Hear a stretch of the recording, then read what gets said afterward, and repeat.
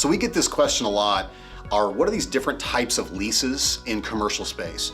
The most common one that we see is what we call a triple net lease. It'll be 3 N's lined up if you see it ever in writing or paper.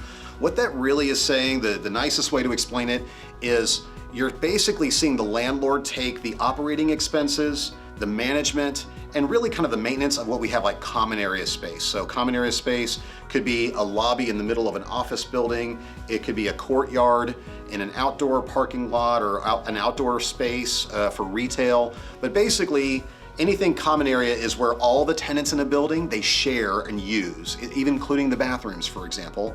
That all, the care and maintenance of those things get lumped up, and it's separate than the fee, which is the base rent. So for example, if the advertised base rent is $30 a foot plus NNN, really what you're making sure you have to ask, you're paying $30 a foot plus say $7, $10, $12, whatever, for the triple net, and that takes care of the maintenance of all the common areas, and not to mention property taxes and insurance and things like that that go in. And it's always based on how much square footage that you as the tenant would take in that individual building.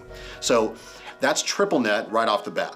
The second one is what we call a modified gross, which is basically a blend of full gross, which we'll talk about, or full service, and it's basically a blend of both. So basically there's some of those common area maintenance items, maybe shared expenses on taxes, insurance, things like that, and you're basically paying a small portion of that and sharing a small portion of it. That's what a modified gross is, to where it's mainly included in the base rent. And so that would be like $30 a foot plus maybe $2 as opposed to $7 or $9 a foot, okay? In a full gross or full service lease, you're gonna see one flat rate. That flat rate will be $30 a foot and nothing else. And so when you're trying to figure out what that is, it's all included into the same thing. It's just included into the full cost of the rent in general. When you're looking at those 3 different types, the main thing is whether you're the client yourself or you're an agent helping the client, just make sure you help them see, because what I know about every business owner, they don't really care what 30 bucks a foot means. They want to know how much money is this lease going to cost me on a monthly basis, because that's what they're worried about, is your P&L.